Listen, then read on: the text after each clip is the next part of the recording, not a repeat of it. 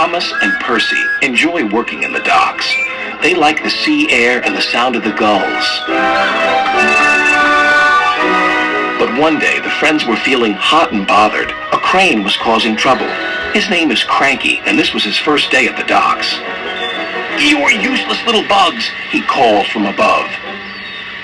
"If you put these freight cars on the inside lines, then I wouldn't have so far to travel." "Rubbish," said Thomas. "No crane has ever complained before." "Well, I'm complaining now." And Cranky banged his load down on the quayside. Later, the two engines met Gordon and James and told them about Cranky. "Cranes are airy-fairy things. They need a lot of attention, like me, in fact," said Gordon.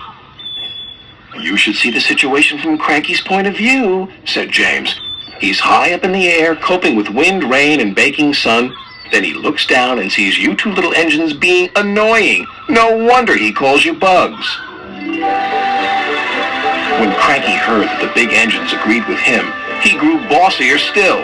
Come on, push those freight cars closer to me." But Percy was too upset to concentrate and pushed the freight cars too far.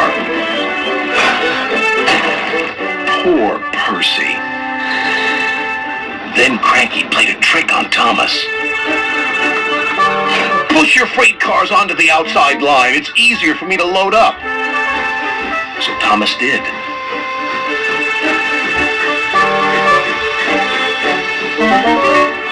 But Cranky left the loads beside the freight cars, not in them. "You must have known my arm can't reach you there," complained Cranky. This mix-up caused confusion and delay. Sir Topham Hatt was most upset. "Thomas and Percy, this new crane has an important job to do. I have heard that you have not been helping him today.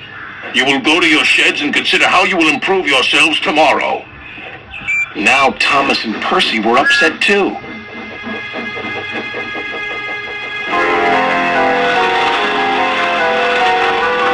That evening, a big storm raged across the island.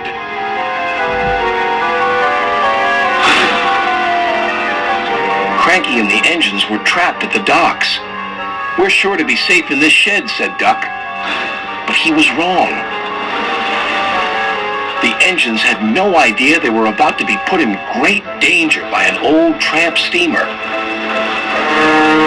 It was out of control and running aground straight into the sheds.